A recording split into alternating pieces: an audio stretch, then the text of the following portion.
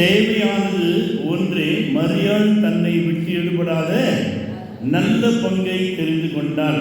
தேவனுடைய பிள்ளைகளே, அவள் எங்கே உட்கார்ந்திருந்தாள் என்று சொல்லி அந்த வேத வசனத்தை நாம் பார்க்கின்றவர்களே, ஆண்டவருடைய பாதத்திலே உட்கார்ந்திருந்தாளாம். எங்கே உட்கார்ந்தால்? ஆண்டவருடைய பாதத்திலே. ஒரு வீடு கட்டப்பட வேண்டுமானால், ஒரு சபை கட்டப்பட வேண்டுமானால், ஒரு தொழில் நீங்கள் ஆசீர்வாதமாக உள்ள தொழில் அது வளர வேண்டுமானால், நீங்கள் அந்த சீட்டில் உட்காரணும் பாருங்கள். அந்த சீட்டில் உட்கார்ந்தால் தான் அங்கே வேலை செய்யணும் உண்மையாக இருப்பார்கள். மேலான அதிகாரி உட்கார்ந்து கொண்டிருக்கிறார், எனவே நாங்கள் அவருக்கு பயந்து வேலை செய்ய வேண்டும் என்று சொல்லி, அவ்வாறு மனுஷனுடைய தன்மைகள் அந்த அதிகாரிகளை பார்த்து பயந்து உட்கார்றாங்க. இந்த அதிகாரிகள் உட்கார்ந்துருக்கிறதுனால பயந்து வேலை செய்கிறாங்க. ஆனால் இங்கு கிறிஸ்துவ சித்தாந்தம் என்ன சொல்லுது என்றால், அந்த மரியாள் ஆண்டவருடைய பாதத்திலே உட்கார்ந்தாள் என்று சொல்லி பார்க்கிறோம். இன்றைக்கு அநேகர் ஏற்றுக்கொள்கிறார்கள், மார்த்தாளை போல ஆண்டவரை ஏற்றுக்கொண்டு சபைக்கு வராங்க. இவள் என்ன செய்தாலாம்? ஆண்டவருடைய பாதத்தில் உட்கார்ந்தாள். இங்கே நீங்கள் உட்கார்ந்து பாருங்க, அவருடைய ஆசீர்வாதமாக வேறு விதமாக இருக்கும். எந்த அளவுக்கு நீங்கள் அவருடைய பாதங்கள் அண்டையிலே உட்காருகிறீர்களோ அந்த அளவுக்கு கர்த்தர் நம்மை ஆசீர்வதிக்கின்றவராக இருக்கின்றார். We have to sitting in the church. சபைக்கு உள்ளாக உட்கார வேண்டும், குடும்பத்திற்கு உள்ளாக உட்கார வேண்டும், அவருடைய பாதங்கள் அண்டையிலே உட்கார வேண்டும். அவருடைய பாதங்கள் அண்டையிலே உட்கார வேண்டுமானால் அவர் யார் என்பதை நாம் அறிந்து கொள்ள முடியும். அந்த பாதங்கள் என்பது மிக முக்கியமான ஒரு காரியமாக இருக்கிறது. பழைய ஏற்பாட்டிலிருந்து நீங்கள் பார்க்கின்ற வழியில அப்போஸ்தலர் 7ஆம் அதிகாரம் 33வது வசனம் பார்க்கின்ற வழியில, அங்கு தேவனாய் கர்த்தர் மோசேக்கு சொல்லுகின்ற வழியில, நீ நிற்கிற இடம் பரிசுத்த பூமி, எனவே உன் காலில் இருக்கிற பாதரட்சைகளை கழட்டி போடு என்றார். நீங்களே தேவனுடைய ஆலயமாக இருக்கிறீர்கள். அப்போ அவருடைய பாதங்கள் அண்டையிலே நாம் வருகின்ற விட அந்த ஒழுக்கத்தோடு வரணும். அப்பொழுதுதான் நாம் ஆசீர்வாதத்தை பெற்றுக்கொள்ள முடியும். நீ நிற்கிற இடம் பரிசுத்த பூமி, காலில் இருக்கிற பாதரட்சியை கழட்டி போடு. ஏன் பாதரட்சியை கழட்டி போடணும்? எங்கெங்கயோ மேய்ஞ்சிட்டு சுத்திட்டு கண்டதை மெரிச்சிட்டு உள்ள வரும். நீங்க மெரிச்சிட்டு உள்ள வந்தா இந்த இடம். எனவே உங்களுடைய ஆலயம் என்கிற சிந்தனை எப்பொழுது வருதோ அப்பொழுதுதான் நீங்கள் அதை பரிசுத்தமாக பார்க்க முடியும், பரிசுத்தமாக வைக்கும். நீங்க பரிசுத்தமாக இருந்தால் உங்கள் ஆலயம் பரிசுத்தமாக இருக்கும். ஒருவன் நீங்க உங்களை பரிசுத்தமாக வைத்துக் கொண்டால்தான் உங்களுடைய வீடு பரிசுத்தமாக. வீட்டுக்கு வந்தோம்னா நாங்கள் வந்தோம் மேலே கீழே தான் பார்ப்போம். அது ரொம்ப அழகாக இருந்துச்சுன்னா தெரிஞ்சுக்கலாம் இந்த வீட்டு பொம்பளை யாரு, புத்தி இல்லாத ஸ்திரீ. அவன் புருஷன் யாரு, சோம்பேறி. அவங்க பிள்ளைகள் யாரு, அடங்காதவர்கள். நாங்கள் அங்கேயே கால்குலேஷன் போட்டுருவோம். எனவே அவருடைய பாதங்கள் என்பது பரிசுத்தமான இடம், அவருடைய சமூகம். கண்டதெல்லாம் மெரிச்சிட்டு உள்ள வர்றதில்லை. எனவே அவர் மோசேக்கு சொல்லுகிறவர்கள், நீ நிற்கிற இடம் பரிசுத்த பூமியாக இருக்கிறது. தேவனுடைய பிள்ளைகளே, இந்த பாதத்திலே லூக்கா சுவிசேஷம் 7ஆம் அதிகாரம் 45-46 வசனங்களே இந்த மார்த்தாள் மரியாளுடைய சரித்திரத்தில் பார்க்கின்ற வழியிலே அந்த பாதங்களிலே அவள் ஓயாமல் கண்ணீரினால் கால்களை நினைத்து முத்தம் செய்தாளாம். அப்ப தேவனுடைய சமூகத்திலே நாம் எதற்காக வர வேண்டும்? கண்ணீரினால் நினைக்கும்படியாக, முத்தம் செய்யும்படியாக, அவருடைய பாதங்களை உட்காரும்படியாக, நம்முடைய மனதின் பாரங்களை கொட்டும்படியாக. புருஷனை சொல்ல முடியாது, மனைவிக்கு சொல்ல முடியாது, பிள்ளைகிட்ட நம்ம ஷேர் பண்ணிக்க முடியாது. ஆனால் நீங்கள் தனிமையாக தேவ சமூகத்தில் வந்து அழுது துக்கித்து கண்ணீர் விட்டு உங்கள் பிரச்சனைகளை சொல்லி பாருங்க. ஒரு ஊழியக்காரர் செஞ்சாராம், பஸ்ஸில் ஏறினாராம். பஸ்ஸில் ஏற ரொம்ப நெருக்கமாக இருந்தான், கையில் பைபிள் பார்த்தான். இவன் என்னடா மென்டலாக இருப்பான்னு சொல்லிட்டு அவன் எழுத்தானா, இவரை உட்காந்துட்டாரான். மறுபடியும் இவன் செஞ்சா சார் அங்கே உட்காந்துக்கிறான். மறுபடியும் முத்தம் தரான், ஜன்னத்தை அவங்க இறங்க வச்சுட்டான். தேவனுடைய பிள்ளையே, நீ கர்த்தருடைய வார்த்தையை நேசித்தால் கர்த்தருடைய நேசிப்பார். எனவே நாம் அவருடைய பாதங்களிலே எதற்காக வருது? கண்ணீரினாலே நினைக்கும்படியாக, நாம் அவரை முத்தம் செய்யும்படியாக. அவருடைய பாதங்கள் எதுக்காக முத்தம் செய்கிறோம்? கண்ணீர் வேற, முத்தம் வேற. கண்ணீர் நம்முடைய பாரங்களை கொட்டும்படியாக, முத்தம் எதற்கு? நன்றி செலுத்தும்படியாக. எனக்கு என்ன செஞ்சாங்கய்யா என்று சொல்லி நன்றி செலுத்துவதால் முத்தங்களை கொடுக்கிறது. இவளுடைய குடும்பத்திலே இவளுடைய ஒரே ஒரு சகோதரன் வியாதியாக இருந்தான்.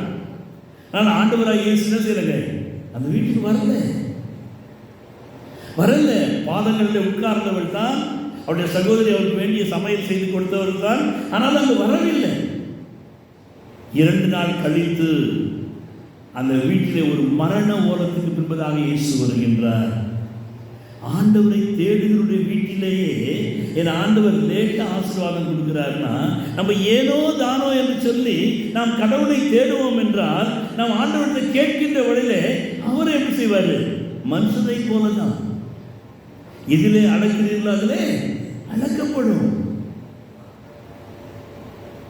இவருடைய வீட்டுக்கு அவர் தாமதமாக வந்ததுக்கு ஒரு காரணம் உண்டு. தேவனுடைய மகிமை விளங்கும்படியாக மரித்து போன லாசருவை அவர் உயிரோடு எழுப்பும்படியாக அவர் என்ன செய்தாரா? அந்த வீட்டுக்குள்ளாக அவர் தாமதமாக கடந்து சென்றார். தேவனுடைய பிள்ளையை நீங்கள் ஒழுங்காக ஆண்டவருடைய பாதத்தில் உட்கார்ந்து பாருங்க, அவருடைய பாதங்களை முத்தம் செய்து பாருங்க, அவருடைய பாதங்களை கண்ணீரை விட்டு பாருங்க.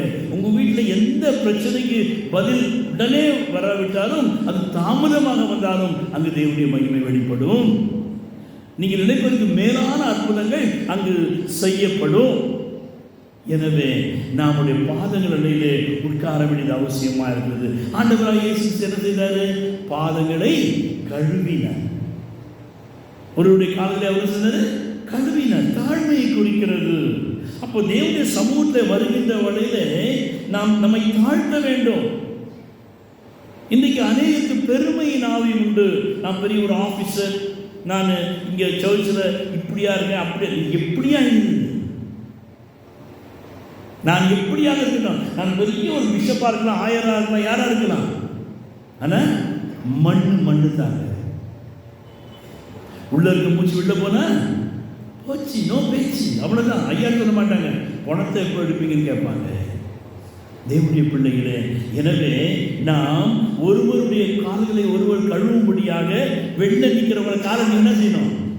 குடிச்சி அப்பா உள்ள வந்து உட்காருப்பா, உன் காலில் ஒன்றா விழுறேன். இப்போ நான் அதான் செய்ய போகிறேன். ஆராதனை முடிச்சுட்டு நேராக போய் அங்கேயும் இருப்போம், காலில் விட போகிறேன். வேற வழி இல்லை, நோ ஆப்ஷன். குச்சி எடுத்துட்டு வரேன்னு 2 பேர் முகம் மாறிச்சு. அப்படி என்னென்னமோ சொல்லி பார்த்தேன், முடியல. இப்போ ஆராதனை முடிச்சுட்டு வெளில போய் காலில் விட போகிறேன். ஏசு காலில் விழுந்தாரா இல்லையா? கழுதாரா இல்லையா? சொல்லுங்க. நாம் ஒவ்வொருவரும் மற்றவர்களை நாம் நிர்பந்தப்படுத்த வேண்டும். இயேசு சிலுவையை சுமக்கும்படியாக சீமோனை பலவந்தம் பண்ணினார் வேதத்தில் வாசிக்கிறோம். நீ உங்களுக்கு சொல்லணும், நீங்க வாங்க உள்ள வந்து உட்கார்க்க, வெள்ளையா நிற்கிறீங்க, நீங்க அவங்களுக்கு சொல்லணும், அவங்களை பலவந்தம் பண்ணணும்.